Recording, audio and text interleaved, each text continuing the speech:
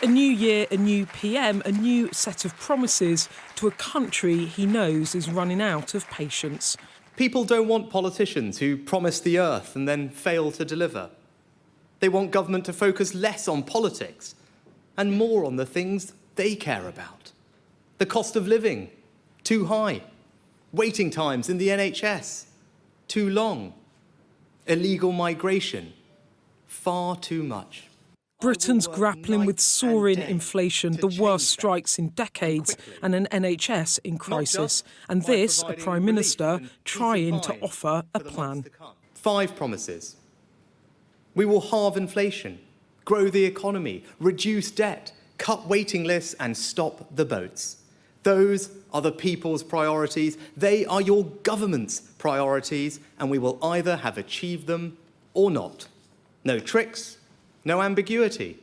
But light on answers for the immediate pressures on the NHS when it comes to emergency care. The most pressing priority we have is to move people into social care and into the communities. That will mean that we can actually get ambulances flowing.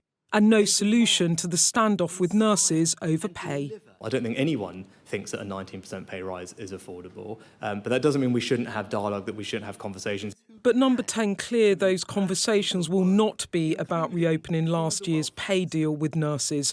Day-to-day difficulties still far from being fixed. In the real world, you can't get a train, you can't get a doctor's appointment. That's the reality of Britain in 2023. And now you're here giving people more promises about how you might change the country that they've heard many times before during 13 years of Conservative rule. My question really is, why should the public believe you're any different to any of your predecessors? Well, Beth, I think the country have seen me perform in the job before through really difficult times. They saw me as Chancellor during COVID, and so people can trust that when I say I'm going to do something, I am going to do it. The PM asking the public to judge him on results, but when they will come, more hazy. In all of these things, I've deliberately not put a specific month on each of them because I don't think that's responsible or the right thing to do with goals that are so complicated, where many of the forces that will impact our ability to hit them are out of my control as well. But Labour insisting this has all been in the Tories' control and they've let the country down. The big problems that we're facing right now in our NHS, in our criminal justice system, in education, they come down to the failings of that Conservative government over those last 13 years. And the reality of everyday life still hard. The growth target is going to be very challenging. It looks as though we are clearly heading towards a recession.